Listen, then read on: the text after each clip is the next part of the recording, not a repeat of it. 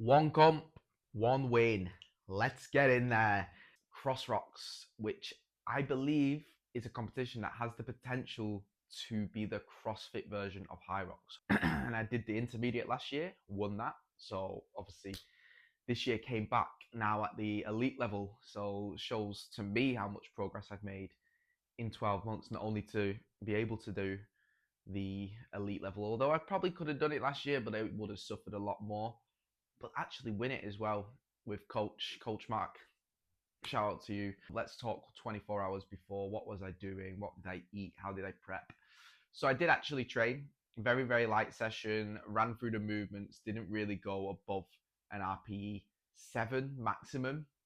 For me as well, I wanted to test the snatch out, and that was the one, if any of the movements that were going to be the tricky one or the make or break. Now I'll put a picture up here where you can see exactly what we had to do. The weights are as follows. 60 is the men's, 60 kilograms, 40 kilograms for the females. The day before, it was all about carving up. I was so, if I've had any mental switch around my diet in the past 3 months, it's been carbs are now so important. Like I even value them because I automatically eat enough protein, so I value the carbs more because I've got to think about consuming 350 to 400 grams of carbs depending on the level of workout.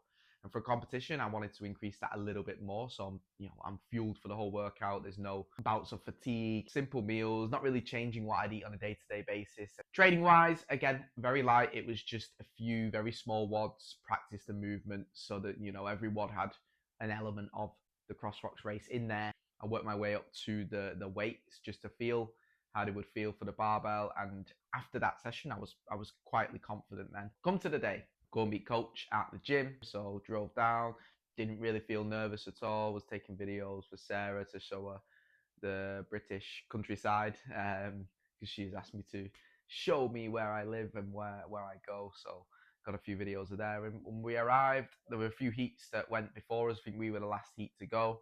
So the competition was already running. So that was pretty cool because you got to see everyone sort of going at it as soon as you get there. And for me, I think that almost eases against some anxieties because I'm seeing other people do it.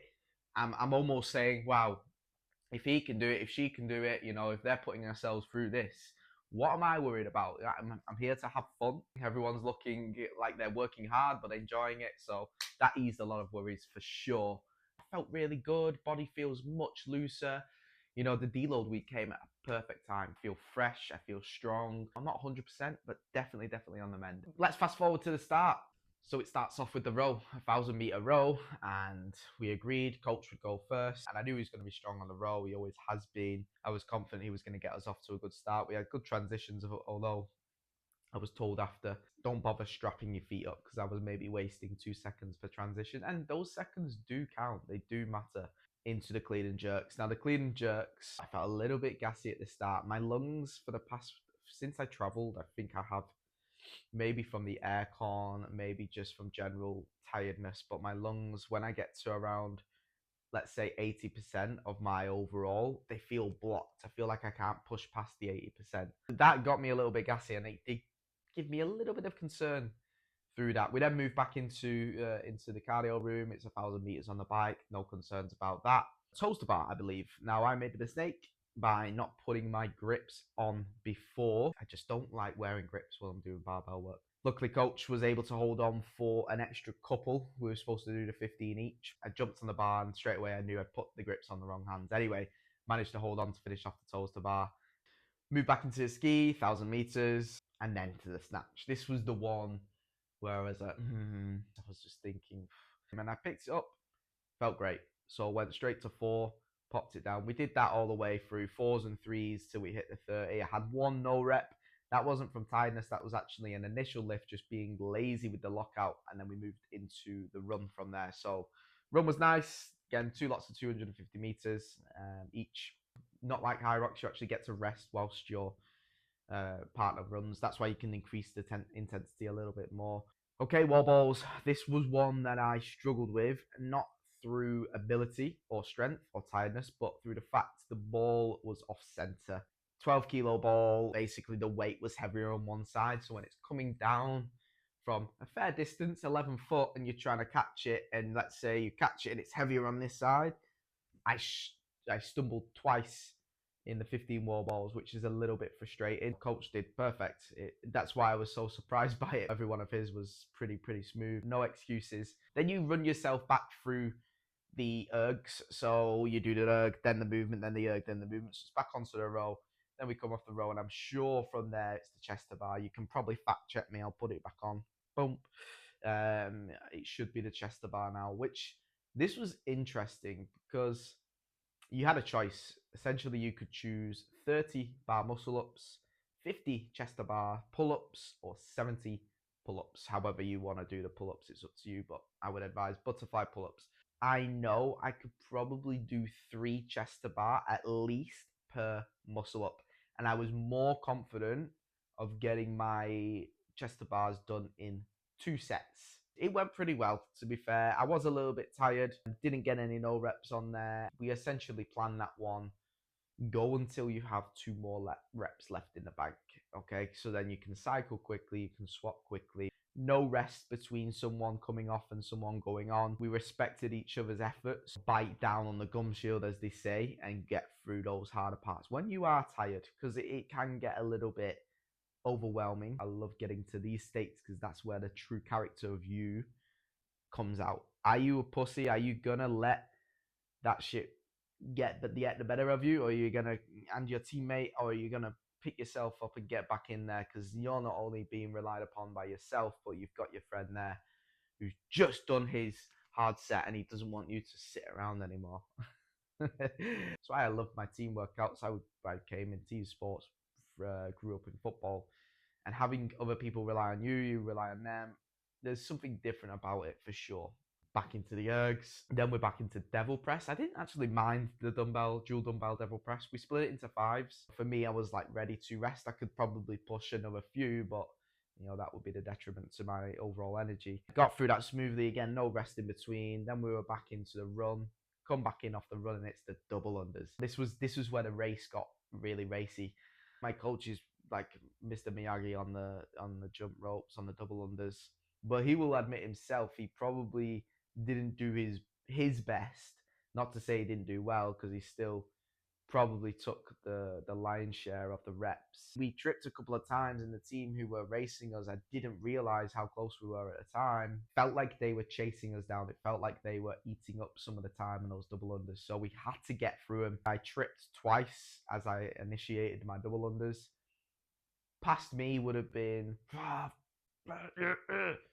ropes probably halfway across the gym now. I'm having a strop, and coach is picking up the pieces. But I'm older, I'm wiser, and I'm a better athlete. So we don't get stressed. We don't get frustrated.